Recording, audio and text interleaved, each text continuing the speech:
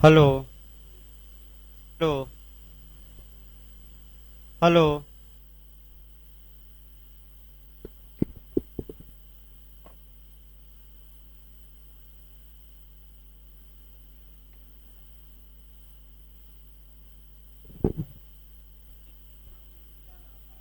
Hello.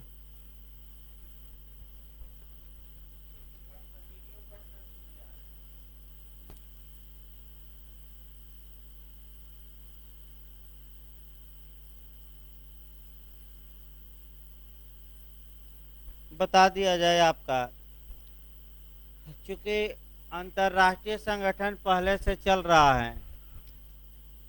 बंद कर दीजिए भाई अब। और आपका ये नया सब्जेक्ट अभी 2-4 दिन बाद ही लगेगा, जब तक कि अंतर्राष्ट्रीय संगठन समाप्त न हो जाए आपका।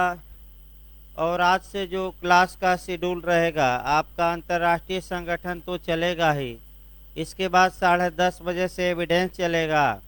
और उसके बाद से आपका आज से आईपीसी भी लग जाएगी लास्ट में। और फिर 12:15 बजे से आपका प्रकाश सर का जीएस चलेगा। तो जो लोग भाई, यानी कि आपका एपीओ पहले आएगी वैकेंसी यूपी की, अगले माह आ जाएगी, क्योंकि पता करवाया गया था और आयोग में एपीओ की वैकेंसी आ गई है, बस विज्ञापन की देर है। तो आपके लिए सही है भाई, जो लोग उत्तराखंड डाले हैं, उत्तराखंड पुलिस एक्ट पढ़ा ही दिया गया। और आपका एविडेंस और आईपीसी एपीओ के लिए चलेगी। जो लोग भाई जीएस पढ़ना चाहते हैं, इसके बाद जीएस इनको मिल जाएगा। और जो लोग जे की भी तैयारी कर रहे हैं, तो भाई आपका सुबह से इंग्लिश भी चल रही है, यानी कि क्रम आपका सही हो गया है अब। और आइए हम देखते हैं आपका अंतर्राष्ट्रीय संगठन में आपका आज जो पढ़ाया जाएगा। 2-4 अनुच्छेद छूटा है लिखवाते समय, उसको बताएंगे। पहले 2 या 3 दिन लेक्चर दिया जाए, और आपका उसके बाद जितना बचा है मैंने इस हफ्ते शनिवार तक हर हाल में निपटा देना है। अगर नहीं समाप्त होता है तो भाई आपका सभी सब्जेक्ट रोक के और आपका एक दिन लास्ट में एक्स्ट्रा क्लास हम लगा देंगे। क्योंकि भाई सोमवार से आपका हर हाल में नया सब्जेक्ट लगाना जरूरी है।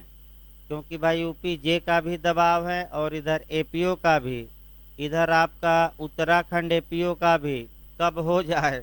तो इसलिए अच्छा यही रहेगा कि इसको निपटा के, और आपका जो लोग एलएलएम डाल रहे हैं भाई, जूरिस्प्रूडेंस वीडियो में है, आपका ऑनलाइन पढ़ाया गया था, वीडियो देख लें। और इंटरनेशनल ऑर्गेनाइजेशन में आपका पढ़ाया ही जा रहा है। कुछ अंतर्राष्ट्रीय विधि में एक्स्ट्रा पूछा जाता है, जैसे मान्यता हुआ, उत्तराधिकार हुआ, 2-4 ऐसे पॉइंट हैं जो आपको एक्स्ट्रा घर पर पढ़ना पड़ेगा अगर एलएलएम दे रहे हैं तो आइए आज से आपका, बैठिए भाई, बैठिए उधर कहीं। आपका आज से जो शुरुआत हम करने जा रहे हैं, एक और न्यायालय आपको पढ़ना है, इंटरनेशनल क्रिमिनल कोर्ट, यानी कि अंतर्राष्ट्रीय अपराध न्यायालय। देखिए, जहाँ तक इससे क्वेश्चन की बात है, क्वेश्चन जो इससे बने हैं, आपका कैसा क्वेश्चन बना है कैसा नहीं, पहले हम ये देखेंगे। 3-4 क्वेश्चन ऐसे हैं जहाँ की हमेशा यूपी जे रिपीट कर रहा है।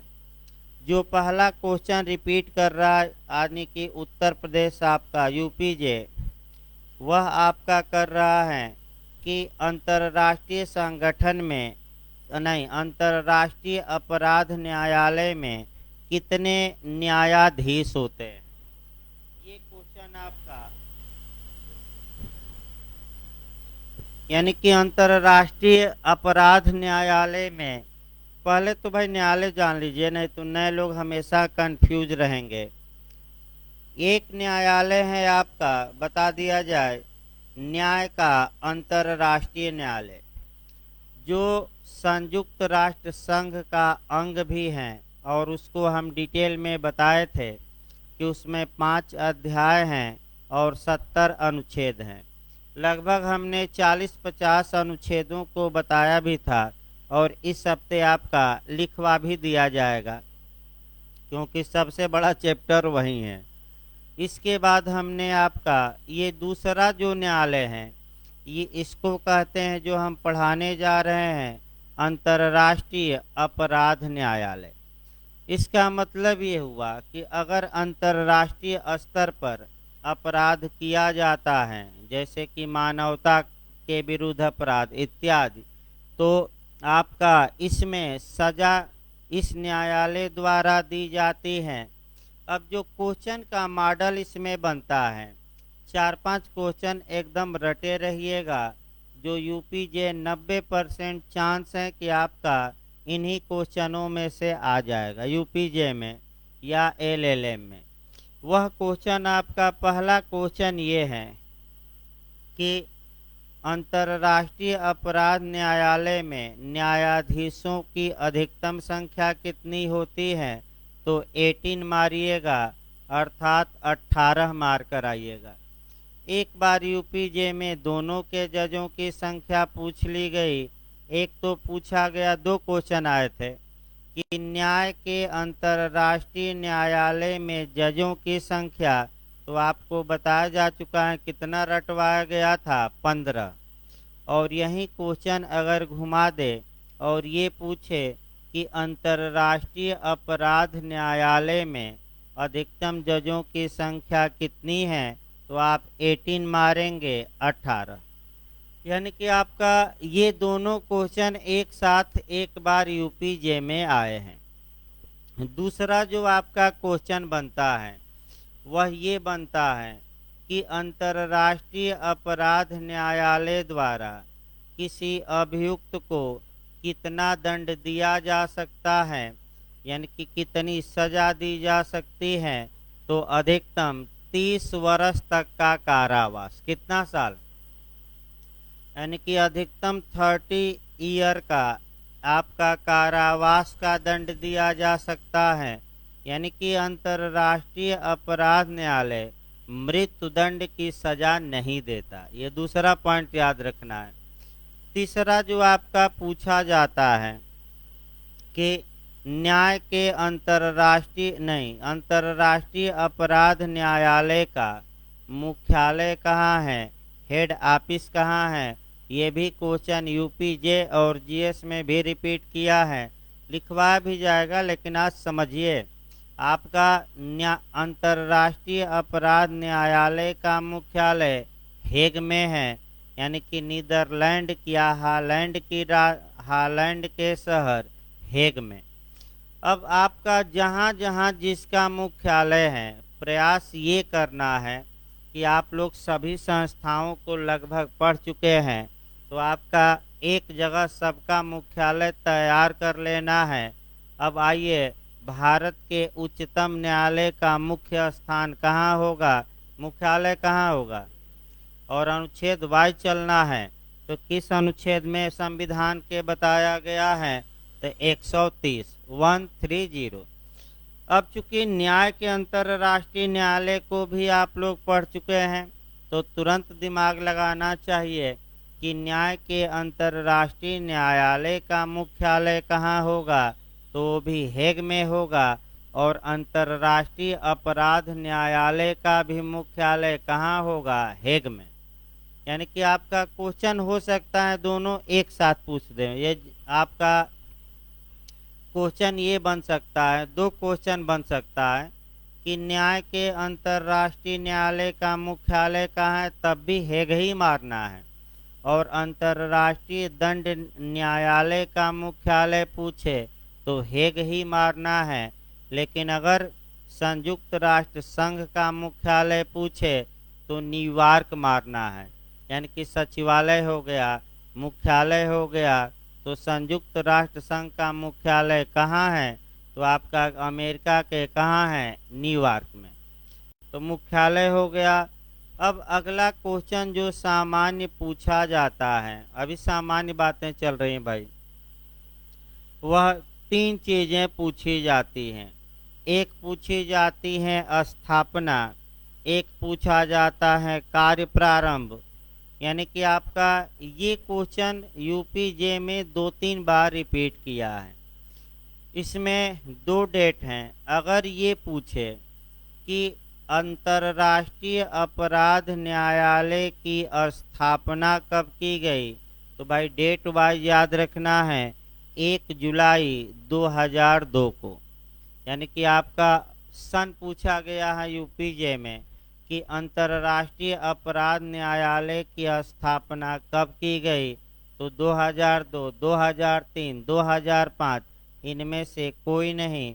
तो स्थापना अच्छे से याद रखना है और कब स्थापना की गई डेट वाइज भी मैं बता रहा हूँ। अगर डेट वाइज पूछ ले तो 1 जुलाई 2002। तुरंत आपका कोरिलेट करके भी पढ़ते रहना है, और जो कोरिलेशन यहाँ होगा स्थापना का वह दो और न्यायालयों का एक साथ याद रखना है। एक भारत के उच्चतम न्यायालय का, और चूंकि अब आप न्याय का अंतर्राष्ट्रीय न्यायालय पढ़ चुके हैं तो तुरंत उसकी भी स्थापना देख लेनी है। तो भारत के उच्चतम न्यायालय की स्थापना कब हुई, कई बार बताया गया है। ये क्वेश्चन उत्तराखंड में ज़्यादा पूछा है, 28 जनवरी 1950। और न्याय के अंतर्राष्ट्रीय न्यायालय की स्थापना कब हुई, तो 18 अप्रैल 1946, यानी कि 18 अप्रैल 1946। तो जब भी स्थापना लिखिए प्रयास ये करिए कि अब हम लिखवाते समय भी आपका चेंज करेंगे व्यू, और जितने संस्थाओं की स्थापना है एक जगह हम एकत्र करवा देंगे। इसके बाद आपका यूपीजे में क्वेश्चन ये बना है कि जो न्याय का अंतर्राष्ट्रीय अपराध न्यायालय है ये कब प्रारंभ किया अपना कार्य, यानी कि अपना कार्य कब प्रारंभ किया, तो स्थापना 2002 में होती है। लेकिन अगर यही शब्द घुमा दे कि कार्य कब प्रारंभ किया, तो 1 जुलाई 2003। हमेशा लोग कंफ्यूज रहते हैं, कंफ्यूज नहीं होना है जरा भी, फिर बता दिया जाए। अगर आपका ये पूछे कि स्थापना कब हुई, तो याद रखिए 1 जुलाई 2002 को। और यहीं आपका क्वेश्चन पूछे कि अंतर्राष्ट्रीय अपराध न्यायालय कब से कार्य करना प्रारंभ कर दिया, तो आपका जवाब रहेगा 1 जुलाई 2003। भाई ये क्वेश्चन हमेशा घुमावदार पूछा जा रहा है। आइए आपका एक एक पॉइंटों को देखा जाए।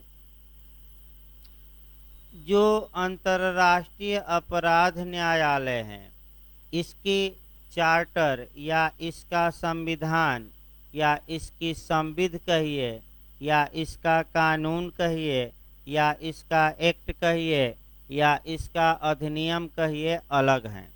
यानी कि संयुक्त राष्ट्र संघ का अधिनियम अलग, न्याय के अंतर्राष्ट्रीय न्यायालय का अधिनियम अलग है। और अब हम जो दूसरा न्यायालय शुरू किए हैं अंतर्राष्ट्रीय अपराध न्यायालय, इसका संविधान या चार्टर या कानून अलग है। तो अलग है तो तुरंत आपको याद रखना चाहिए कि आखिर अंतर्राष्ट्रीय अपराध न्यायालय में कितने भाग हैं और कितने अनुच्छेद हैं, तो 13 भाग हैं, यानी कि 13 पार्ट हैं, अध्याय नहीं है। आपका क्या दिया गया है, पार्ट।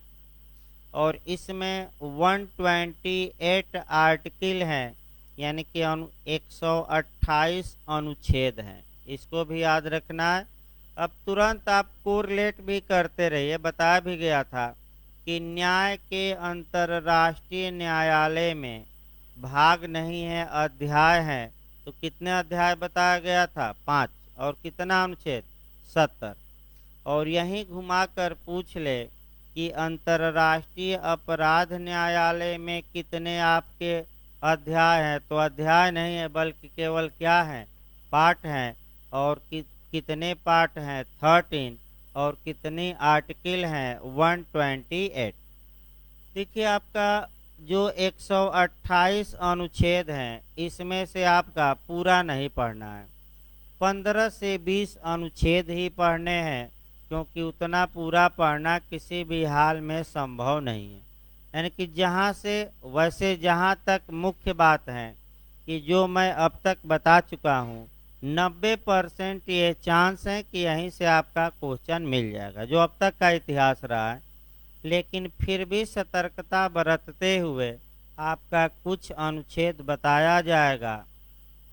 अब न्यायाधीश पर फिर आ जाया जाए, कितने न्यायाधीश होते हैं, तो आपका 18, और ये इनका कार्यकाल कितना होता है, 9 वर्ष।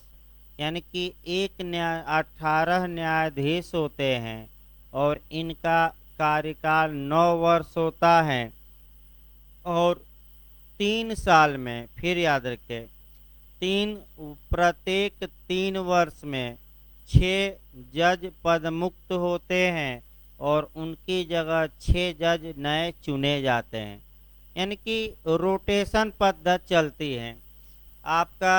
फिर एक बार याद रखें, 3 वर्ष में कितने जज पद मुक्त होते हैं, 6, और आपका 6 नए चुने जाते हैं। तो तुरंत आपका न्याय का अंतर्राष्ट्रीय न्यायालय भी कोरिलेट करते रहना है। भाई नए लोगों को तो नहीं पढ़ाया गया है, लेकिन पुराने लोगों को पढ़ाया गया है कि न्याय के अंतर्राष्ट्रीय न्यायालय में कुल 15 जज होते हैं और प्रत्येक 3 कार्यकाल भी 9 वर्ष होता है। और प्रत्येक आपका कह सकते हैं, बैठिए भाई, प्रत्येक आपका वहाँ आपका प्रत्येक 3 वर्ष पर 6 जज नहीं बल्कि 5 जज पद मुक्त होते हैं और 5 जज नए क्या किए जाते हैं, चुने जाते। अब कोरिलेट करके भी चलना है। अगला ये जो आपका पूछा जाता है कि अंतर्राष्ट्रीय अपराध, पहले अभी सामान्य बातें चल रही हैं, इसके बाद आपका गठन करवाया जाएगा, स्थापना होगी और तब मेन आर्टिकल चला जाएगा। लेकिन अभी जो हम बता रहे हैं जनरल बातें बता रहे हैं और पूरा प्रयास भी कर रहे हैं कि जनरल बातों से ही आपका क्वेश्चन आ जाए। अब ये पूछा जाता है कि न्याय का जो अंतर्राष्ट्रीय न्यायालय है ये अधिकतम कितना सजा दे सकता है, तो आपका 30 वर्ष तक का कारावास या आजीवन कारावास, यानी कि लाइफ इम्प्रिजमेंट, यानी कि अंतर्राष्ट्रीय अपराध न्यायालय जो सजा दे सकता है वह अधिकतम 30 वर्ष तक का कारावास या आजीवन कारावास तथा संपत्ति का समपहरण, समपहरण माने फॉर फ्यूचर, यानी कि संपत्ति की जब्ती और जुर्माना। ये अब यहाँ से जो क्वेश्चन आपका बन सकता है कि अंतर्राष्ट्रीय अपराध न्यायालय कौन सी सजा नहीं दे सकता, तो 4 ऑप्शन मैं बता रहा हूँ। दे देगा मृत्युदंड, दे देगा आजीवन कारावास, दे देगा कारावास, अंतिम दे देगा जुर्माना। तो कौन सजा नहीं दे सकता भाई, आखिर कौन इसमें सजा नहीं देने का हक नहीं है? तो पहली सजा हमने कौन बताई, आपका मृत्युदंड। यानी कि मृत्युदंड की सजा कौन नहीं दे सकता, तो अंतर्राष्ट्रीय अपराध न्यायालय। इसके बाद आपका जो अंतर्राष्ट्रीय अपराध न्यायालय से पूछा जाता है कि कितने प्रकार के अपराधों पर इसकी अधिकारिता होगी, यानी कि ये रट कर जाना है। और इसमें अंदर से भी आपका यूपीजे में पूछा है, उसको हम बताएंगे। तो अंतर्राष्ट्रीय अपराध न्यायालय को 4 प्रकार के अपराधों पर अधिकारिता होगी। तो क्वेश्चन जो यूपीजे में बना है कि अंतर्राष्ट्रीय अपराध न्यायालय में कितने प्रकार के अपराध दिए गए हैं, तो क्या मारकर आएंगे, 4। उन चारों को हम डिटेल में बताएंगे, उसकी व्याख्या भी आगे करेंगे। लेकिन ये तो याद रखिए कम से कम संख्या कितने प्रकार के अपराध, 4। इसके बाद जो आपको पढ़ना है कि अंतर्राष्ट्रीय अपराध न्यायालय में कितने विभाग होते हैं, उसमें भी अधिवक्ता रहेंगे, जज रहेंगे, अधिवक्ता बहस करेंगे, अभियुक्त का बचाव भी दिया जाएगा और अभियुक्त को जो आप आईपीसी की धारा 76 से लेकर 106 तक पढ़ते हैं, जनरल एक्सेप्शन, वो भी आपको कुछ दिखाई देगा। जैसे अगर 18 वर्ष से कम का बालक है और कोई अपराध किया है तो अंतर्राष्ट्रीय अपराध न्यायालय को इस मामले में अधिकारिता नहीं होगी, यानी कि बालकों को छूट मिल गई। फिर आपका अगर कोई तथ्य की भूल किया है, विधि की भूल किया है, पागल था अपराध कर दिया, नशे वाला था अपराध कर दिया, या अपनी प्राइवेट प्रतिरक्षा में अधिकार कर दिया, अपराध कर दिया, तो अभियुक्त ऐसा बचाव ले सकता है। यानी कि इसका मतलब ये हुआ कि जब भी अब अंतर्राष्ट्रीय अपराध न्यायालय पढ़िए, आपका जब अभियुक्त के बचाव का मामला आए तो आप आईपीसी की धारा कहाँ से कहाँ तक दिमाग में बैठाए रहेंगे, 76 से लेकर 106। ये भी आपका कह सकते हैं कि अच्छा प्रावधान है। इसके बाद आइए शुरू किया जाए। अंतर्राष्ट्रीय जो अपराध न्यायालय हैं उसमें आपको जो मुख्य रूप से देखना है, सबसे पहले इस न्यायालय की स्थापना हम कराते हैं और स्थापना में आपका ये देखना है कि कैसे ये न्यायालय स्थापित हुआ। यानी कि आपका एक इतिहास पहले जानना पड़ता है, यानी कि इतिहास आपका जानना पड़ता है कि ये जो न्यायालय है इंटरनेशनल क्रिमिनल कोर्ट, आखिर ये कैसे स्थापित किया गया।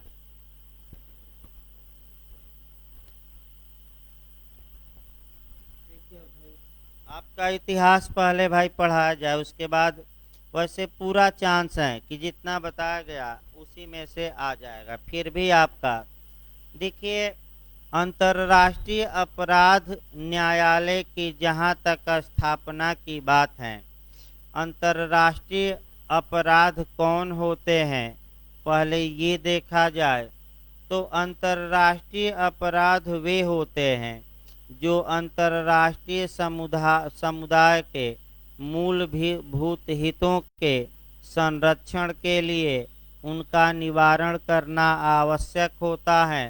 यानी कि जो इंटरनेशनल कम्युनिटी है उसके हितों को प्रोटेक्ट करने के लिए ऐसे अपराधों को रोकना आवश्यक हो, उसी को हम क्या कहेंगे, अंतर्राष्ट्रीय अपराध। जहाँ तक प्रारंभिक काल की बात है या शुरुआती दौर की बात है, जो अंतर्राष्ट्रीय अपराध माना जाता था वह जल दस्युता को माना जाता था। यानी कि समुद्र में जो लुटेरे होते थे उसी को अंतर्राष्ट्रीय अपराध की श्रेणी में शामिल किया गया था। प्रारंभ में बता रहा हूँ, जैसे कि मान लीजिए कि भारत का जहाज अमेरिका समुद्र में जा रहा है तो आज भी लुटेरे कई लूट करते हैं भाई। आपका जल में जहाज को घेर लिए लुटेरे और आपका जहाज का सामान लूट लिए, तो इसको जल दस्युता कहा जाता है। यानी कि समुद्र के लुटेरे। और कई फिल्मों में आप देखे भी होंगे कि समुद्र के लुटेरे सक्रिय रहते हैं। इसके लिए देश तमाम कार्य करते हैं, अपनी जहाज़ों को भेजते हैं। आपका अमेरिका भी तमाम जहाज़ों को तमाम जगह अपना भेजा है। तुरंत वहाँ से सूचना आई, तुरंत हवाई जहाज़ या हेलीकॉप्टर या जहाज़ तेज़ी से पहुँचता है। और सोमालिया के जो आसपास क्षेत्र हैं उसमें आज भी आपका जल दस्ता विद्यमान है, तमाम जगह विद्यमान है। तत्पश्चात समय बदला और समय के साथ साथ आपका कह सकते हैं कि संयुक्त राष्ट्र संघ का गठन होता है। नहीं, पहले आपका ये देखा जाए, राष्ट्र संघ का गठन होता है और राष्ट्र संघ का गठन हम बताए थे 1920 में होता है। यानी कि लीग ऑफ नेशंस का गठन कब होता है? 1920 में। और लीग ऑफ नेशंस ने आपका सर्वप्रथम इस दिशा में प्रयास किया कि एक ऐसा न्यायालय गठित किया जाए जो अंतर्राष्ट्रीय अपराधों को दंडित करे। और इसके लिए आपका लीग ऑफ नेशंस ने यानी कि राष्ट्र संघ ने कार्य करना प्रारंभ किया और 1937 ईस्वी में एक ड्राफ्ट बनाया गया। ड्राफ्ट का मतलब हुआ एक नमूना बनाया गया, एक मॉडल बनाया गया, एक खाका बनाया गया, या उसको प्रारूप कहा जाता है। जैसे कि आपका पूछा भी जाता है कि आईपीसी का प्रारूप किसने बनाया, तो आज बताया ही जाएगा लॉर्ड मैकाले। एविडेंस का प्रारूप किसने बनाया? बिहार जे में बना था इस बार, तो स्टीफेन ने बनाया। और भारतीय संविधान का प्रारूप किसने बनाया था? तो बेनेगल नरसिंह राव यानी कि BN राव। भाई तीन, केवल इसी का नहीं, जब भी अब लिखवा जाएगा तो जितने ड्राफ्ट जिन लोगों ने बनाया, अब आपका उसको एक जगह तैयार करना है। ये नहीं कि आपका ऐसे नहीं काम चल जाएगा कि एक ड्राफ्ट, एक नहीं, एक साथ चार चार क्वेश्चन तैयार करिए ताकि कम समय में ज़्यादा आपका अब तैयार हो, क्योंकि अब समय ज़्यादा नहीं बचा और सिलेबस भी ज़्यादा है। तो प्रयास करिए कि एक साथ चार चार पाँच पाँच क्वेश्चन क्या करिए तैयार। इसके बाद आपका ड्राफ्ट तो तैयार हो गया, लेकिन अंतर्राष्ट्रीय अपराध न्यायालय बन नहीं पाया। तत्पश्चात द्वितीय विश्व युद्ध शुरू हो गया। द्वितीय विश्व युद्ध के बाद एक संगठन बना जो आज भी अस्तित्व में है, UNO यानी कि संयुक्त राष्ट्र संघ का निर्माण किया गया। और संयुक्त राष्ट्र संघ के तहत 6 मुख्य अंग थे संयुक्त राष्ट्र संघ के, बता दिया गया है। और इसकी बैठक, इसकी जो 6 अंगों में महासभा महत्वपूर्ण है ये भी, और महासभा की बैठक पूछा जाता है तो बताया गया था ना कब से शुरू होती है। भाई संयुक्त राष्ट्र महासभा UNGA, अभी मोदी जी भी आपका जाकर वहाँ पूरा एक चौरा किए थे। आपने देखा कि पूरा सबको लताड़े, यानी कि बिना नाम लिए इधर चीन को लताड़े, उधर पाकिस्तान को भी, और दोनों बौखला गए। और विदेश मंत्री और तमाम लोग क्या कर रहे थे, यानी कि जब लताड़ लग रही थी तो आपका टीवी पर ज़्यादातर पाकिस्तान के जो विदेश मंत्री बैठे थे उनका चेहरा देखिए, सिर नीचे करके सुन रहे थे, ऊपर नहीं किए, क्योंकि ये सही बात है कि आतंकवाद का समर्थक, पोषक और सब कुछ कौन है? पाकिस्तान। लेकिन वो भूल गया है कि एक दिन ये आतंकवाद उसी को खा जाएगा। यानी कि एक दिन देखिएगा, आपका ज़्यादा देर अब नहीं है, आपका जल्दी ही वहाँ भी सैनिक मारे जा रहे हैं, भारत से ज़्यादा सैनिक। और रोज़ आपका बलूचिस्तान में और तमाम जगहों पर जो वहाँ उग्रवादी गुट हैं वह पाकिस्तान के सैनिकों को निशाना बना रहे हैं। आगे चलिए। जब संयुक्त राष्ट्र संघ 24 अक्टूबर 1945 को स्थापित हो गया तो फिर से प्रयास शुरू हुआ। और ये हुआ कि फिर से प्रयास शुरू हुआ और ये हुआ कि एक ऐसा न्यायालय बनाया जाए जो अंतर्राष्ट्रीय अपराधों के लिए दंड का प्रावधान करता हो, सक्षमता है।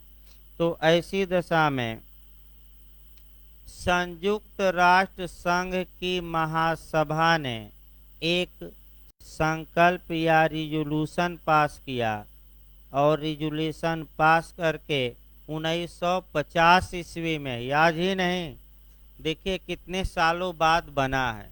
यानी कि स्थापना हुई 1 जुलाई 2002 को, कार्य प्रारंभ यह न्यायालय किया 1 जुलाई 2003 को, लेकिन आपका बनाने की शुरुआत हो गई थी आपका 1937 में ही, और जब संयुक्त राष्ट्र संघ बना तो 1950 में इस न्यायालय के निर्माण की शुरुआत हो गई थी। तो महासभा अभी हमने बताया, फिर महासभा के बारे में आइए। महासभा के बारे में फिर 2-3 नियम जानिए। बताया गया है महासभा संयुक्त राष्ट्र संघ की कार्यपालिका कही जाती है कि विधायिका की न्यायपालिका। तो विश्व विधायिका किसको कहा जाता है? महासभा। महासभा में जितने संयुक्त राष्ट्र संघ के देश हैं वे सभी देशों के प्रतिनिधि होते हैं। तो तुरंत बताना है वर्तमान में कितने देश हैं महासभा में? 193। तो यूएनओ के जितने देश। जो ज़्यादा पूछा जाता है कि महासभा में एक देश अपने अधिकतम कितने प्रतिनिधियों को भेज सकता है, तो कितना बताया गया था? 5। भाई रटे रहे, कितने प्रतिनिधि? 5। ये जो महासभा है इसकी बैठक प्रत्येक सामान्य बैठक, विशेष तो बुलाई जा सकती है, अलग बात है। सामान्य बैठक कब होती है ये भी आपको कई बार बताया गया, तो गलत न हो। तो प्रत्येक वर्ष सितंबर के तीसरे मंगलवार। और सभी राष्ट्राध्यक्षों को दिया जाता है मौका कि आकर अपनी बातों को रखिए। पाकिस्तान ने भी रखा और रिकॉर्डेड वीडियो चलाया गया। गए नहीं इमरान खान, लेकिन भारत के पीएम को भाई एक पंथ कई काज थे, यानी कि कई मीटिंग करनी थी, कई लोगों से मिलना था, अफगानिस्तान पर भी नकेल लगाने के लिए बात करनी थी, पाकिस्तान पर भी तो चले गए और आपका तुम रहे भी और भाषण भी दिए और फिर वापस लौट आए। यानी कि आपका समय दिया जाता है कि भाई हर एक राष्ट्राध्यक्ष को इस समय अब एक ही बार नहीं पहुंचना है, लेकिन प्रतिनिधि वहां आपके रहते हैं। अगला देखिए, तो संयुक्त राष्ट्र संघ की महासभा ने एक संकल्प पास किया और संकल्प पास करके 1950 ईस्वी में 1950 में इंटरनेशनल लॉ कमीशन यानी कि अंतर्राष्ट्रीय विधि आयोग। अब तुरंत आपका जैसे ही आपका इंटरनेशनल लॉ कमीशन पढ़िए, बताया भी जाएगा आगे, वैसे ही आपको भारतीय विधि आयोग भी पढ़ लेना है। तो अंतर्राष्ट्रीय विधि आयोग क्या करता है? तो इंटरनेशनल लॉ कमीशन का ये कार्य है कि वह कानूनों की परीक्षा करे, कौन से कानून अब बनने चाहिए और नए नए कानूनों का मॉडल बना के, मॉडल यानी कि ड्राफ्ट बना के किसको सौंपे? महासभा को। तो बताइए भारतीय विधि आयोग का क्या कार्य है कि आपका किसी विषय पर कानून बनाए, मसौदा तैयार करे और मसौदा तैयार करके सरकार को सौंप दे। तो कौन भारतीय विधि आयोग यही कार्य करता है। और आपका आईपीसी बताते समय 3 लॉ कमीशन बताया जाएगा, फर्स्ट, सेकंड और थर्ड, लेकिन अंतर्राष्ट्रीय स्तर पर नहीं, कहाँ? भारत में। लेकिन आपका कम से कम ये याद रखिए कि 1950 में कार्य किसको सौंप दिया गया, खाका या मॉडल बनाने का? अंतर्राष्ट्रीय विधि आयोग। अंतर्राष्ट्रीय विधि आयोग ने आपका ये कह सकते हैं कि मॉडल बना दिया, मॉडल बनाकर महासभा को सौंपा और महासभा को सौंप दिया, यानी कि आपका 4 दिसंबर 1989 आता है, यानी कि 4 दिसंबर 1989 ने महासभा को सब सौंप दिया। महासभा को कार्य करना था, तो महासभा ने आपका यानी कि अंतर्राष्ट्रीय विधि आयोग ने 4 दिसंबर 1989 को महासभा को संबोधित किया। इस ड्राफ्ट को यानी कि ड्राफ्ट को किसको सौंप दिया? महासभा।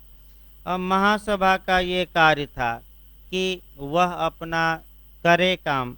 तत्पश्चात आपका कह सकते हैं कि ड्राफ्ट बना दिया गया और ड्राफ्ट बनाकर सौंप दिया गया। तो महासभा की बैठक हुई, कई बैठकें हुई, बस अंतिम बैठक याद रखना है 15 जून 1998, यानी कि 15 जून 1998 से लेकर 17 जुलाई 1998 ईस्वी तक महासभा की इस विषय में बैठक होती है। और ये जो बैठक हुई रोम में हुई, और इस बैठक में कुल 162 देशों ने भाग लिया। और इस बैठक में अध्यक्षता इटली के जी वो वांसी ने किया। लिखवा जाएगा, फिर एक बार समझिए भाई, यहाँ से क्वेश्चन बन सकता है।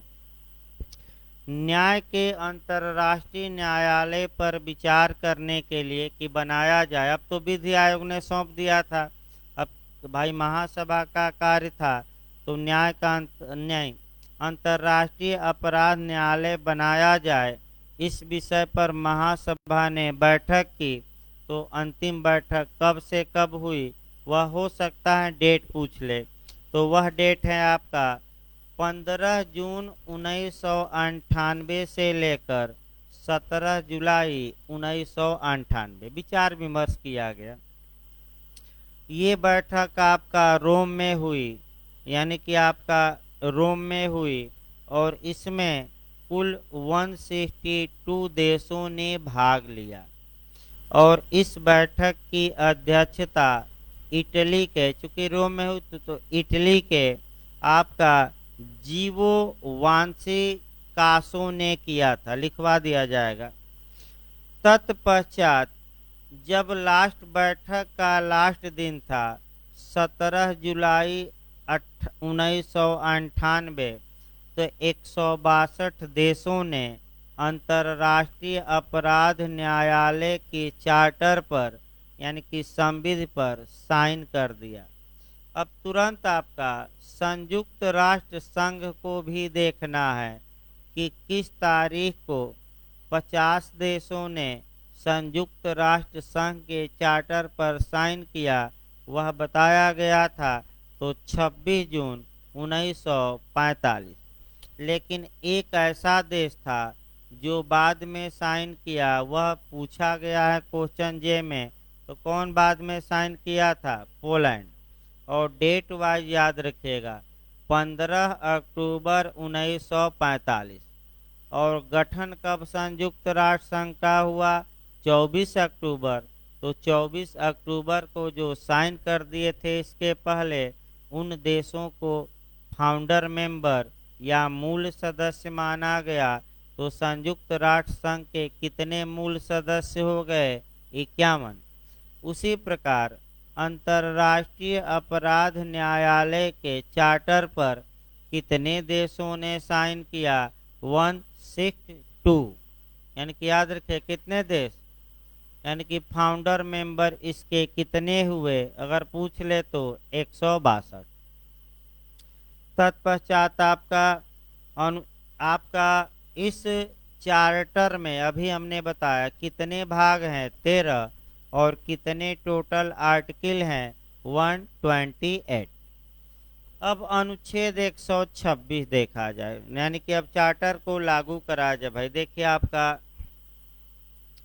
देखिए आपका हुआ क्या, आर्टिकल 126 क्या बताता है।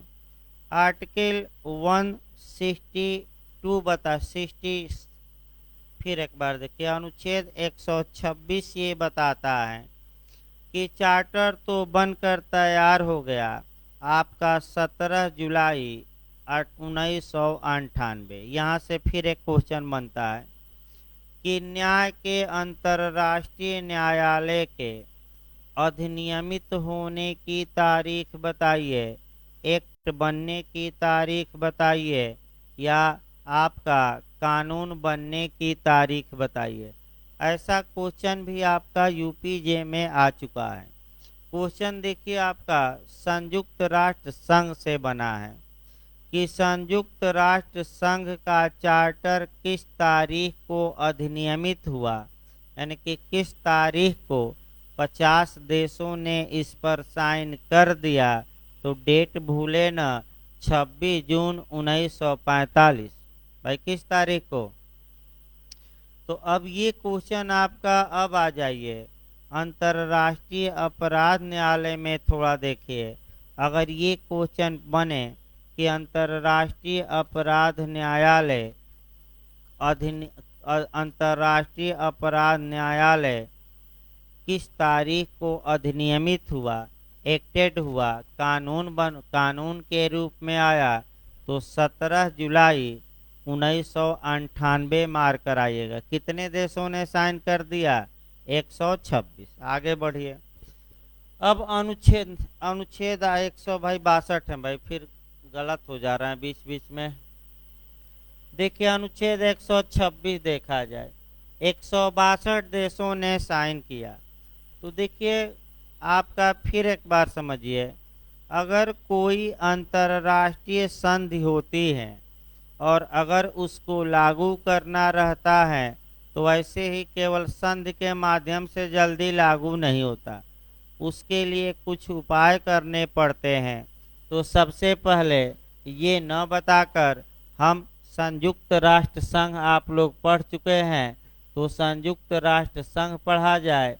26 जून, ध्यान से समझिए, 1945 को टोटल 50 देशों ने साइन कर दिया यूएनओ चार्टर पर, और आपका 15 अक्टूबर को साइन कर दिया एक और देश पोलैंड, और इसका मतलब कि टोटल कितने हो गए? 51।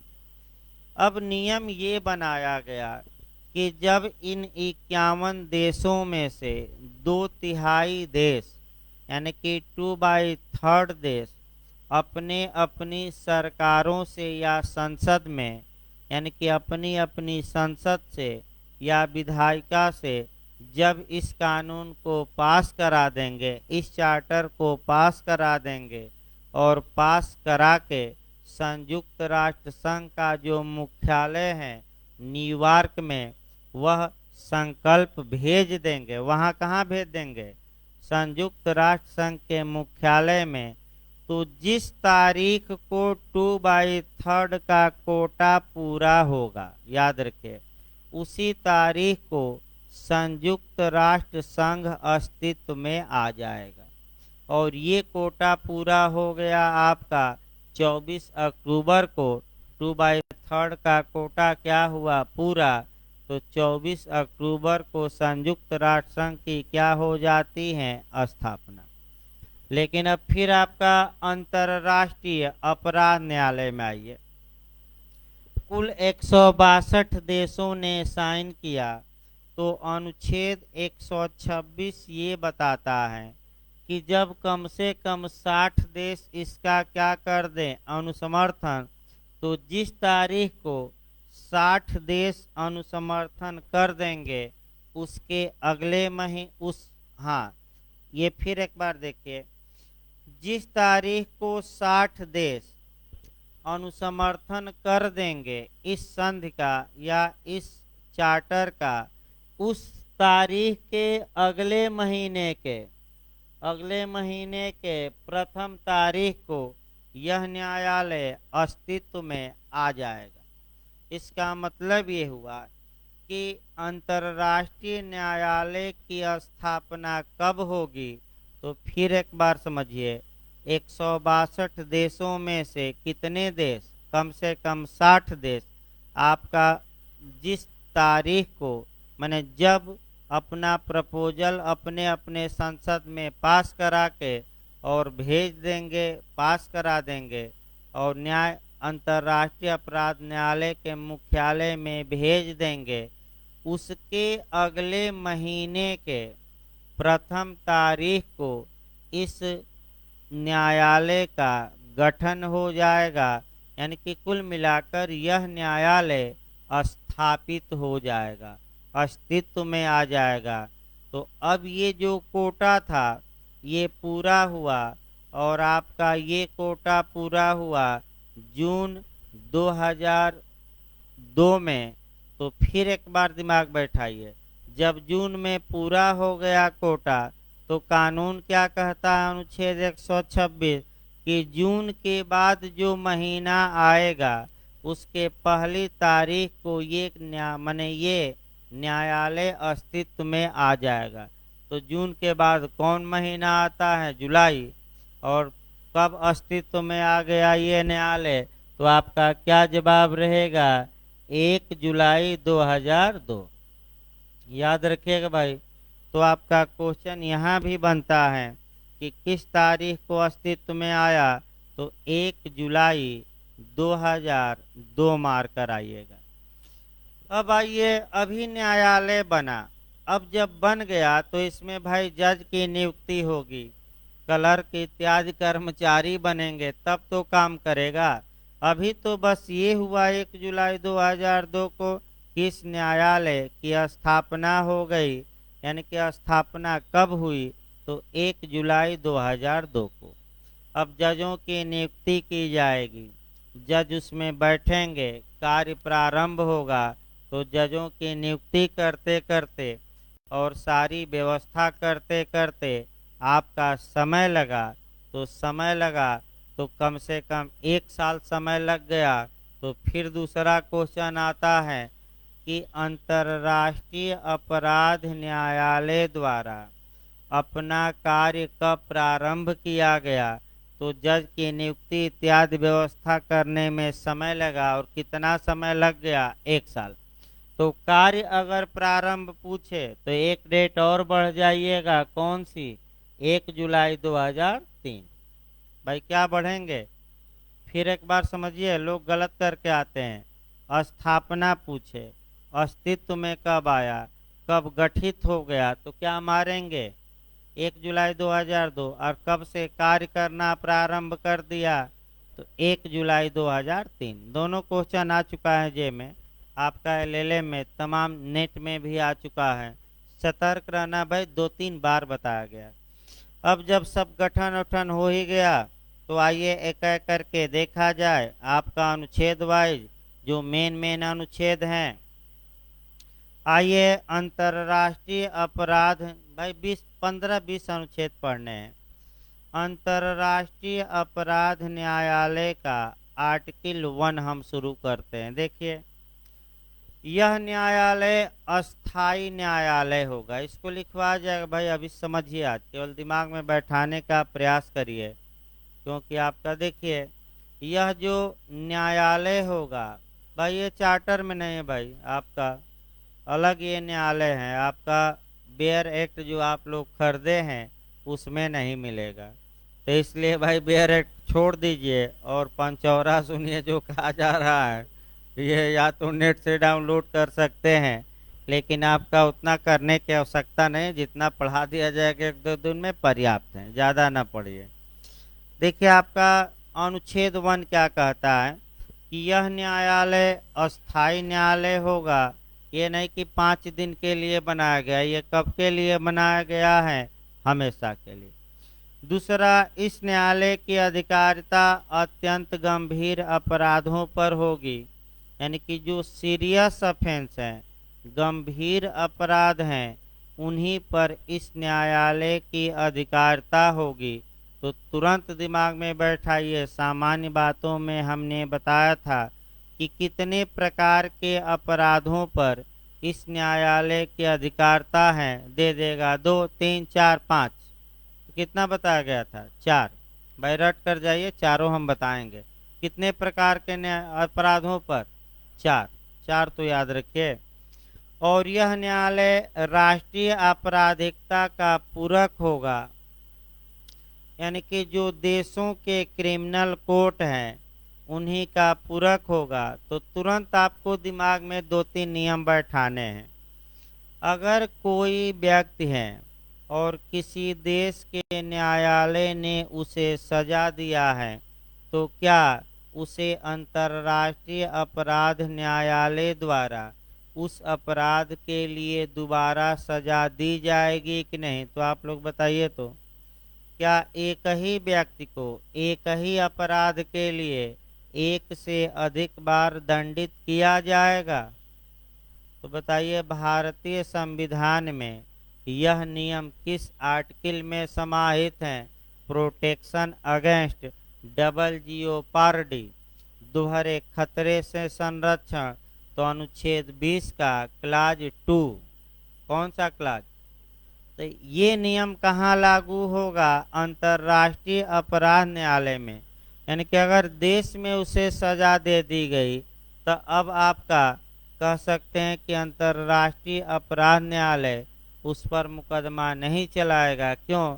क्योंकि एक ही अपराध के लिए 10 न्यायालय थोड़े सजा देंगे। एक अपराध के लिए एक सजा क्या है? पर्याप्त। अगला देखिए, अनुच्छेद 1 हो गया। अनुच्छेद 2 देखिए, न्यायालय को एक संधि द्वारा संयुक्त राष्ट्र संघ से संबंधित किया जाएगा जो संविध के राज्य पक्षकारों द्वारा स्वीकृत होगा। यानी कि ये जो न्यायालय है ये संयुक्त राष्ट्र संघ से जोड़ा जाएगा, लेकिन संयुक्त राष्ट्र संघ के सभी सदस्य इसमें नहीं होंगे। केवल वही सदस्य होंगे जो अंतर्राष्ट्रीय अपराध न्यायालय के चार्टर पर क्या किए हैं? साइन। आपका तो कितने देश थे जो साइन किए थे? अभी बताया गया 1 नहीं भाई, अंतर्राष्ट्रीय। अब जब यूएनओ पूछा जाए तब 51 भाई, ये दूसरा न्यायालय चल रहा है। अंतर्राष्ट्रीय अपराध न्यायालय में अब अंतर्राष्ट्रीय अपराध न्यायालय जो बना था वो कितने देशों ने भाग लिया था? तो 162 हम बताए थे। इसका मतलब ये हुआ कि 162 देश आपस में संधि किए और ये न्यायालय गठित हुआ, तो 162 मूल मेंबर हो गए और जो बाद में इस संधि से जुड़ते हैं वे क्या हो जाएंगे? नए सदस्य। 162 तो याद रखिए। कितने मूल सदस्य संख्या थी इस चार्टर की? 162। इसके बाद आर्टिकल 3 मुख्यालय बताता है, तो मुख्यालय कहाँ होगा? तो अभी बताया गया कहाँ होगा? हेग में। कि कौन सा अनुच्छेद बताता है? तो आपका अनुच्छेद नंबर 3। अनुच्छेद कभी नहीं पूछा गया भाई, फिर बता दिया जाए कि अनुच्छेद आज तक के इतिहास में न तो उत्तराखंड ने बनाया, न एलएलए में बना, न यूपीजे में बना, फिर भी 20-25 अनुच्छेद हम बताएंगे। अगला देखिए, अनुच्छेद नंबर 4 देखा जाए, न्याय आपका अंतर्राष्ट्रीय अपराध जो न्यायालय होगा यह जुरिस्टिक पर्सन होगा। अब जुरिस्टिक पर्सन का मतलब हुआ विधिक व्यक्ति होगा, पर्सनालिटी इसकी होगी। पर्सनालिटी में होता क्या है? विधिक व्यक्ति में होता क्या है? तो जिसे विधिक व्यक्तित्व प्रदान किया जाता है वह संस्था के 2 गुण होते हैं। वह अपने नाम से मुकदमा ला सकती है और उसके विरुद्ध भी उसके नाम के विरुद्ध मुकदमा लाया जा सकता है। तो भारत में बताइए, भारत संघ विधिक व्यक्ति हैं कि राष्ट्रपति और प्रधानमंत्री? भाई जब आप मुकदमा करेंगे सरकार के खिलाफ तो क्या लिखा जाता है? राष्ट्रपति लिखा जाता है कि प्रधानमंत्री की यूनियन ऑफ इंडिया? हाँ, तो उसी प्रकार आपका अंतर्राष्ट्रीय अपराध न्यायालय भी क्या होगा? लीगल पर्सन होगा, जुरिस्टिक पर्सन होगा। आइए अनुच्छेद 5, जहाँ तक आर्टिकल 5 की बात है इसी में समय लगता है और आर्टिकल 5 को क्रम से याद रखिएगा। देखिए भाई, जहाँ तक अनुच्छेद 5 की बात है, अनुच्छेद 5 से ही क्वेश्चन आपका यूपीजे में बना है। अनुच्छेद 5 उन अपराधों का वर्णन करता है जिन अपराधों पर अंतर्राष्ट्रीय अपराध न्यायालय की अधिकारिता होगी। तो आप लोग थोड़ा भारत में भी चलते रह जाए। भारत के न्यायालयों को किन अपराधों पर अधिकारिता होगी? पहले तो आईपीसी में आपको दिमाग ले जाना है कि आपका आईपीसी में कहाँ बताया गया है कि भारत में ऐसे अपराधों की जांच विचारण न्यायालय करेंगे, सजा भी देंगे। तो जैसे ही इंडिया में पूछे तो आपका अनुच्छेद 2 याद रखना है, नहीं, आईपीसी की धारा 2 याद करनी पड़ेगी, आईपीसी की धारा 3 और आईपीसी की धारा 4 कोरिलेट करके पढ़ते रहिए। आईपीसी का सेक्शन 2 बताता है कि भारत के भीतर अपराध करने पर न्यायालय को अधिकारता होगी भारत की। लेकिन धारा 3 और 4 आईपीसी का बताएगा कि कुछ दशाओं में यदि कोई व्यक्ति भारत से बाहर अपराध करता है तब भी वह भारत के न्यायालयों द्वारा दंडित किया जा सकता है। इसका मतलब ये हुआ कि भारत के न्यायालयों को जो अधिकारता है वह भारत के भीतर किए गए अपराधों पर भी है और भारत से बाहर किए गए अपराधों पर। अब किन अपराधों पर? जो आईपीसी में वर्णित हैं। तो आईपीसी में अपराध की शुरुआत कहाँ से होती है? तुरंत याद रखें, किस सेक्शन से होती है भाई? अपराध कहाँ से शुरू होते हैं? तो आपका 107 से। भाई रटे रहिए, अब एक आईपीसी भी आज से शुरू हो जाएगी। आईपीसी में ऑफेंस या अपराध कहाँ से शुरू हो रहा है? 107 107 सेक्शन से। इसके पहले जो आपका है वह सामान्य बातें हैं। भाई अपराध नहीं है, अपराध कहाँ से शुरू होते हैं और तुरंत याद रखना है। दंड कहाँ से शुरू होता है? 109। भाई कहाँ से? आईपीसी में। अब याद करिए धीरे धीरे भाई, क्योंकि आपका हाइट ज़्यादा है कंपटीशन में और सामान्य तौर पे पढ़ने से अब कंपटीशन निकलने वाला नहीं है। कुछ न कुछ 2-4 बातें आपको ऐसी जाननी होगी जो आपका अन्य लड़के नहीं जानते। मैं बता दूं, तभी आपका वर्तमान में कंपटीशन निकलेगा। अन्यथा बिहार और तमाम आयोगों ने बता दिया कि आप पढ़िए, नहीं तो क्या हो जाएंगे बाहर। अगर कोई घमंड में रहे कि हम तो बहुत पहले से पढ़ लिए हैं 4 साल से, अब क्या पढ़ना है, तो जितने घमंड में थे बिहार ने ज़्यादा लोगों को चूर चूर कर दिया। जे में हुआ था मेंस दिए, लेकिन एपीओ से इस बार बाहर हो गए। तो भाई आपका मैंने इसका मतलब ये हुआ कि आप लाख पढ़े हो, क्लास में आएंगे तो आपको लगेगा कि हाँ ये तो हम जानते ही नहीं थे। आपका मैंने शनिवार की घटना है भाई, आपका तमाम लोग रिसर्च स्कॉलर आते हैं, रिसर्च कर रहे हैं आपका एलएलएम करने के बाद। बस एक क्वेश्चन पूछा गया कि आपका मैंने जो इमरजेंसी राष्ट्रीय आपात होता है अनुच्छेद 352 के तहत, वह कितने दिनों तक बिना संसद के पास कराए अस्तित्व में रह सकता है? तो 6 माह बता दिए। 6 माह नहीं, 1 मास तक रख सकता है। संसद पास करे तब 6 माह, फिर पास करे फिर 6 माह। तो अगला क्वेश्चन ये दागा गया था कि ये 6-6 माह कितने दिन तक पढ़ेगा? तो अनंत काल तक है। और एलएलएम वाले रिसर्च वाले बता रहे थे 6 माह। तो भाई ऐसा न हो कि आप मैंने रिसर्च कर रहे हैं तो ये आशा की जाती है कि आप कम से कम संविधान की बारीकियों से क्या होंगे? परिचित। ठीक है, जो लड़का एलएलबी किया है उसको हम मान लेंगे कि गलत बता देता है, नया लड़का बता दिया। लेकिन अगर पुराने लोग बताए, इसका मतलब कि वो उपेक्षा बरत रहे हैं, यानी कि उतना जानकारी नहीं है। भाई सतर्क रहिए। अब आइए अनुच्छेद 5 देखा जाए, बहुत महत्वपूर्ण है और यूपीजे में 2-3 बार क्वेश्चन बना है, इसको ही अच्छे से पढ़ना है। अनुच्छेद 5 ये बताता है कि किन अपराधों पर अंतर्राष्ट्रीय अपराध न्यायालय को जुरिडिक्शन होगा, अधिकारिता होगी। अर्थात किन अपराधों का ट्रायल या विचारण या जांच अंतर्राष्ट्रीय अपराध न्यायालय करेगा। तो कितना हम बताए थे, फिर एक बार रटिए, कितने न्यायालय, कितने अपराध? अब चारों अपराधों का नाम मैं लिख रहा हूं। देखिए पहला नरसंहार, अभी अफगानिस्तान से भी जोड़ा जाएगा, नरसंहार हो गया। दूसरा मानवता, नरसंहार का अपराध, दूसरा मानवता के विरुद्ध अपराध, तीसरा है युद्ध अपराध और चौथा है आक्रमण का अपराध।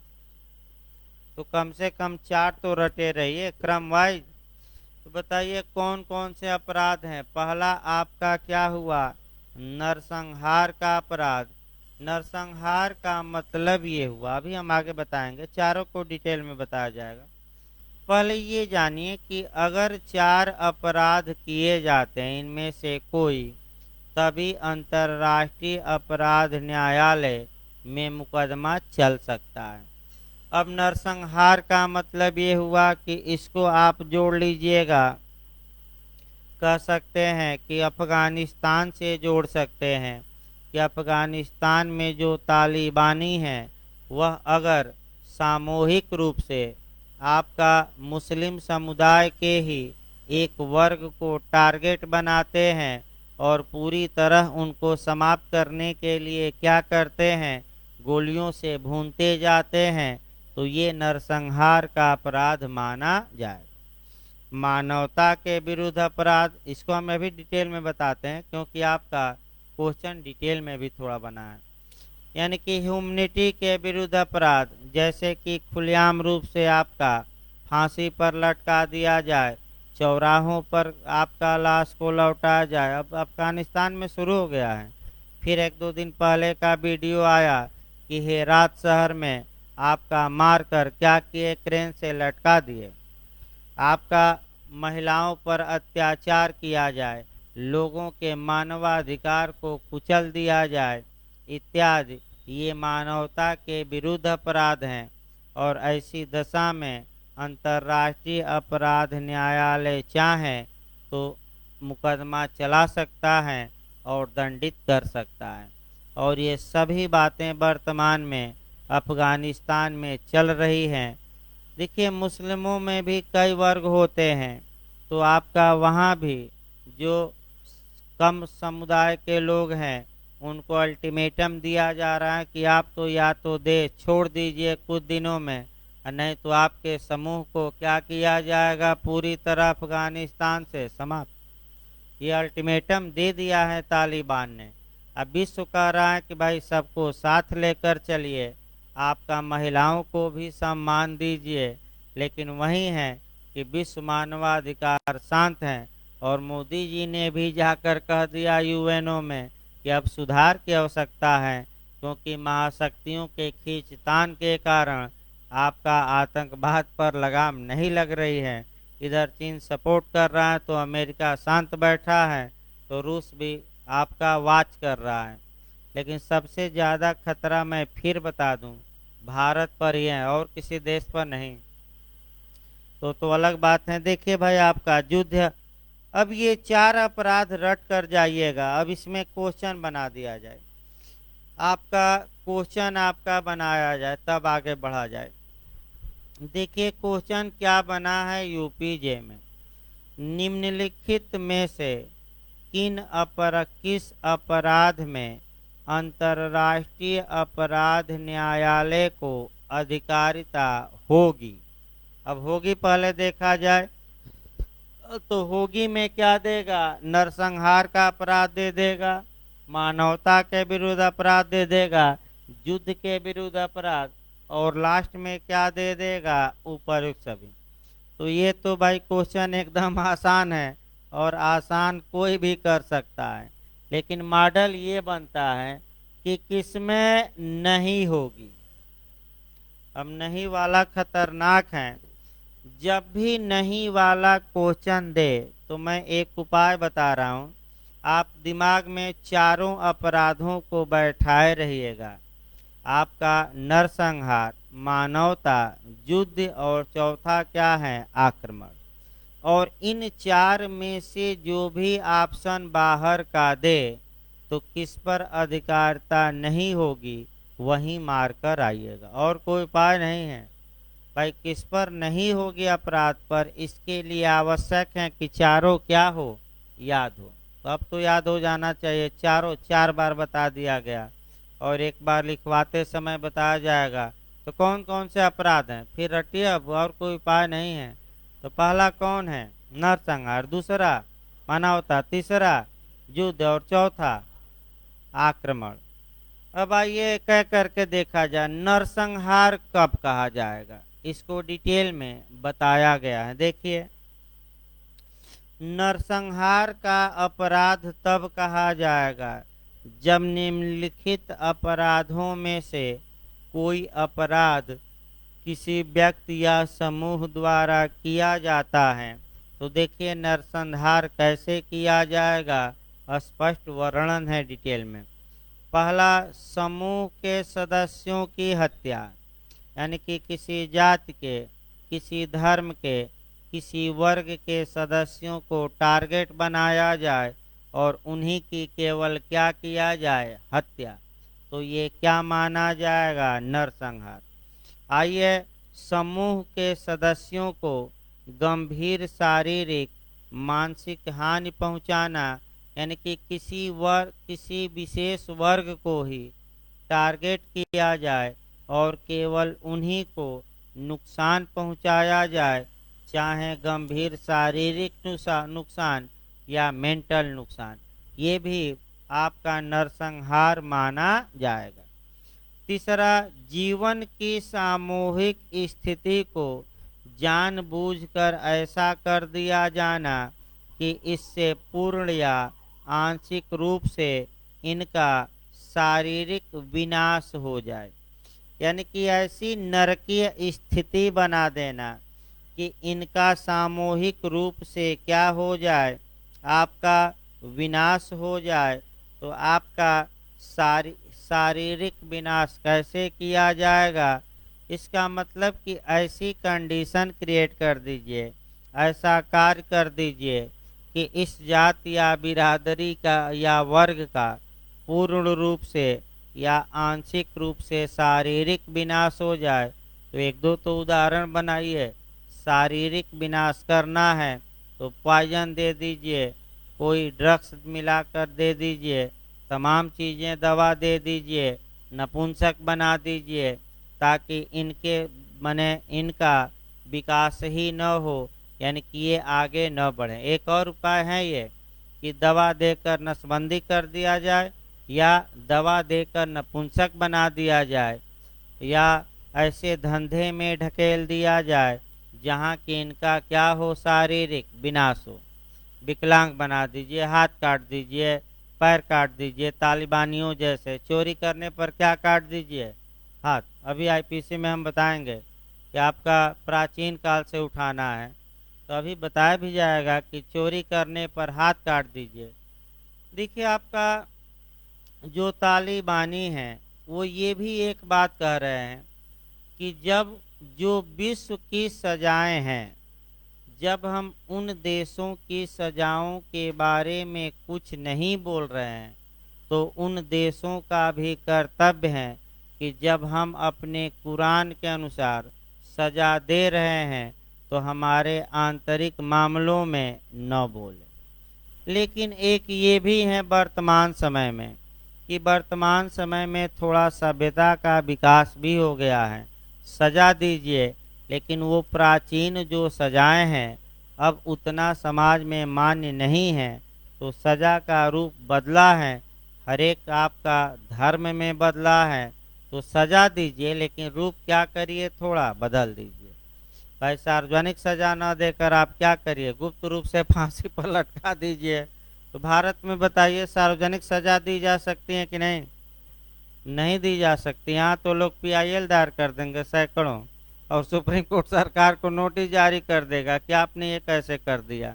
ये तो मूल अधिकारों का क्या है, आर्टिकल 21 का। देखिए अगला भाई, आपका समूह के भीतर जन्म रोकने के आशय से उपाय करना, यानी कि कोई वर्ग है, समूह है, जाति है, संप्रदाय है, और कोई व्यक्ति या व्यक्तियों का समूह ऐसा कार्य करता है कि इनके बच्चे ही न जन्मे। तो बच्चे न जन्मे, अभी हमने बताया कि क्या किया जाए, तो भाई नसबंदी कर दिया जाए सभी पुरुषों की, या सभी को ऐसी दवा दे दी जाए कि कोई स्त्री कभी माँ ही न बने या पुरुष पिता ही न बने, तो ये भी नरसंहार का अपराध माना जाएगा। ये नहीं कि मारकर फेंक दिया जाए सैकड़ों लोगों को, हजारों, ये सब भी क्या नपुंसक इत्यादि बनाना भी क्या माना जाएगा? नरसंहार। अगला देखिए लास्ट, एक समूह के बच्चों का दूसरे समूह के बच्चों में बलात् अदला बदली करना। यानी कि इसका मतलब हुआ कि जबरदस्ती एक समूह के बच्चों को दूसरे समूह को दे दिया जाए और दूसरे समूह के बच्चे को पहले समूह का अदला बदली कर दिया जाए। माने व्यापक स्तर पर, एक दो घटनाएं नहीं, ये घटनाएं क्या होनी चाहिए? व्यापक स्तर पर। तो इसे भी नरसंहार का अपराध माना जाए। दूसरा ये मानवता पर आइए। जहाँ तक मानवता के विरुद्ध अपराध है, मानवता के विरुद्ध अपराध आप देख सकते हैं, मानवाधिकार को अगर जानते हो तो मानवता के विरुद्ध अपराध अपने आप आ जाएगा। मानवाधिकार का मतलब ये हुआ कि किसी व्यक्ति को जो प्रकृति ने अधिकार दिया है या नेचर ने अधिकार दिया है, उसी को मानवाधिकार कहा जाता है। जैसे रूसो इत्यादि लोगों ने बताया कि मनुष्य जन्म तो स्वतंत्र लेता है, लेकिन जैसे जैसे वह आगे बढ़ता है तमाम बाधाएं और तमाम दिक्कतें आती हैं और एक तरह से वो समाज का दास बन जाता है। तो ऐसी दशा में मानवता क्या कहती है? मानवता कहती है कि हत्या न करो, आपका बलात् श्रम न कराओ, दास न बनाओ, किसी को बंधुआ मजदूर न बनाओ, क्योंकि सबकी स्वतंत्रता है। तो दूसरा हम अपराध देखेंगे, कौन सा? मानवता के विरुद्ध। मानवता के विरुद्ध अपराधों में आपका किसी जनसंख्या के विरुद्ध या किसी जनसंख्या के विरुद्ध, जनसंख्या माने एक आदमी के विरुद्ध नहीं, बहुत व्यापक स्तर पर, भाई एक आदमी के विरुद्ध नहीं बल्कि कितने स्तर पर? व्यापक, यानी कि 4000, 5000, 100, 200, व्यापक स्तर पर क्या क्या किया जाएगा? तो मानवता के विरुद्ध अपराध माना जाएगा। तो देखिए कह करके, पहला है व्यापक स्तर पर मर्डर करवाइए। जैसे तालिबानी हैं, जितने अमेरिका के समर्थक थे उनको खोज खोज कर रात में जा रहे हैं, खोज कर उनको निकाल रहे हैं और मारकर चौराहों पर लाश को क्या कर दे रहे हैं? लटका दे रहे हैं और कह रहे हैं कि ये गद्दार हैं, यानी कि ये क्या है? देश का गद्दार और विदेशियों का क्या किया है? समर्थन। इसीलिए लाखों लोग वहां से भागे जान बचाकर, और 1.25 लाख लोग तो अमेरिका गए, अन्य लोग भी इधर उधर गए, लेकिन 1.25 लाख लोग कहाँ भागे? जो अमेरिका के सपोर्टर थे, और सभी तो भाग नहीं पाएंगे।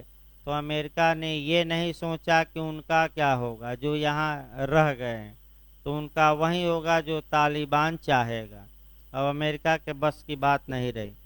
दूसरा, पूर्ण विनाश कर देना, यानी कि किसी वर्ग या समूह का पूर्ण विनाश करना, ये मानवता के विरुद्ध अपराध माना जाएगा। तीसरा, किसी वर्ग के लोगों को दास बना लेना। इसका मतलब ये हुआ कि दास प्रथा अब समाप्त हो गई है, लेकिन आप किसी वर्ग के लोगों को अपना दास बना ले रहे हैं, तो वह भी मानवता के विरुद्ध अपराध ही माना जाएगा। अगला आपका आया, किसी वर्ग की जनसंख्या का बलात् स्थानांतरण करना, यानी कि कोई वर्ग है, धर्म है, जाति है, संप्रदाय है, और वो कहीं रह रहा है और जबरदस्ती कह रहे हैं कि यहाँ से जाओ और नहीं तो हम मार देंगे जान से। तो भाई तमाम लोग अफगानिस्तान से भाग ही रहे हैं, लेकिन अगर तालिबान वाले ये कहते हैं कि यहाँ से कहीं और चले जाओ नहीं तो मार देंगे, तो कहे भी हैं। जो हजारा समुदाय के मुस्लिम हैं उनको तालिबान ने धमकी दी है कि आप यहाँ से चले जाइए और नहीं तो 10-12 दिन बाद हम क्या करेंगे? कत्लेआम और हमें कोई मानवता मने का मोह नहीं है। हम तो आतंकवादी हैं, गोली चलाते हैं, चाहे आप पर चलाएं या किसी पर, भाई कोई रोक टोक नहीं। यानी कि जीवन का कोई मूल्य ही नहीं है। जो आप समझिए मानव बम बनते हैं वो क्या करते हैं भाई, अगर उनको जीवन का जरा भी मोह रहता तो क्या वो मानव बम बनते? कभी नहीं। लेकिन जीवन को अब ये है कि उनका ब्रेन वॉश किया जाता है। जैसे कि आपका, हम ही आपका daily by daily brain wash करते रहें गलत तरीके से, तो आदमी गलत तरीका पकड़ लेगा। अगर सही तरीके से ब्रेन वॉश किया जाए तो भाई पढ़ेगा लिखेगा, कहीं कुछ बनेगा। तो वहाँ ये है कि बम बनाओ, गोली बनाओ, ये कैसे बम विस्फोट करोगे, कैसे उड़ा दोगे, पढ़ाई लिखाई से ज़्यादा मतलब नहीं है। यानी कि हेलीकॉप्टर में देखिए चला नहीं पाएंगे, लेकिन हेलीकॉप्टर के पंखी पर जरूर झूला लगा कर क्या करेंगे, झूलेंगे। तो अलग बात है भाई, शिक्षा भी एक बहुत बड़ी बात होती है। आप शिक्षित हैं तो सोचने समझने की अच्छी आपकी क्षमता रहेगी, और जब ज़्यादा शिक्षित नहीं हैं तो परंपराओं को ज़्यादा मानेंगे, तो अलग बात है। देखिए आपका, यानी कि जनसंख्या का बलात् क्या कर देना, एक जगह से दूसरे जगह तक स्थानांतरण। इसके बाद है अंतर्राष्ट्रीय विधि के मूलभूत नियमों के उल्लंघन में कारावास या शारीरिक स्वतंत्रता से कठोर रूप से वंचित करना। इसका मतलब ये हुआ कि अंतर्राष्ट्रीय स्तर पर जो मूलभूत सिद्धांत हैं, माने जो मानवाधिकार हैं, आपका कठोर रूप से उनसे व्यक्तियों को वंचित किया जाता है। यानी कि जबरदस्ती बिना किसी आधार के जेल में भर दीजिए, और न कोई मुकदमा, न कोई न्यायालय, न कोई कानून, और मनमर्जी क्या करिए, जेल में क्या करिए, भर दीजिए एक समूह या वर्ग के लोगों को। तो ये भी क्या माना जाएगा, मानवता के विरुद्ध अपराध। इसके बाद उत्पीड़न करिए, यानी कि उनको नौकरी ही न दीजिए, किसी काम में न लगाइए, जाकर धमकाइए, पानी न दीजिए, अनाज न दीजिए, तो ये क्या माना जाएगा, उत्पीड़न। अगला है दुराचार करना, लैंगिक दास्ता, बलात् उनकी औरतों को बेश्या बनाया जाए, जबरदस्ती गर्भधारण करवाया जाए, या जबरदस्ती नपुंसक बनाया जाए, ये भी मानवता के विरुद्ध अपराध माने जाएंगे। इसके बाद किसी विशेष समूह के विरुद्ध अथवा राजनैतिक, मूलवंशीय, राष्ट्रीय, जातीय, धार्मिक, सांस्कृतिक इत्यादि के लिए क्या किया जाए, आपका सामूहिक रूप से सताना। यानी कि यह इस पार्टी का है तो जितने इस पार्टी के लोग हैं सबको क्या किया जाए, सताया जाए, यानी कि जेल में क्या कर दिया जाए, बंद, या उनको टार्चर किया जाए, मारा जाए, पीटा जाए। तो ये भी कौन सा अपराध माना जाएगा, मानवता का। और अंतिम है रंग भेद करना। तो आप देख सकते हैं कि तमाम देश ऐसे थे जहाँ की रंग भेद किया जाता था, काले गोरों में भी भेद किया जाता था। तो हम काले हैं तो क्या हुआ, दिल वाले हैं, गाना बना है ना। आज भी अमेरिका में जॉर्ज का उदाहरण देखिए, अमेरिका अपने को सभ्य मानता है, लेकिन वहाँ भी आज भी मानसिकता काले गोरों में विभेद करने की है। तो काले गोरों में विभेद करना भी ये कौन सा अपराध माना जाएगा, नरसंहार की मानवता, मानवता। चलिए कुछ तो समझ रहे हैं, आसान आसान है कोई। तो अभी भाई ब्रेक रहेगा आपका 20 मिनट का, 25 मिनट का कम से कम, थोड़ा काम भी हमें 10 मिनट जाना पड़ेगा। तो आपका 10:35 पर क्लास एविडेंस का शुरू होगा। भाई बता दिया जाए 10:10 हो रहा है, 10:35 पर एविडेंस का क्लास शुरू होगा। थोड़ा ब्रेक का आज कुछ काम है, 10 मिनट जाना पड़ेगा।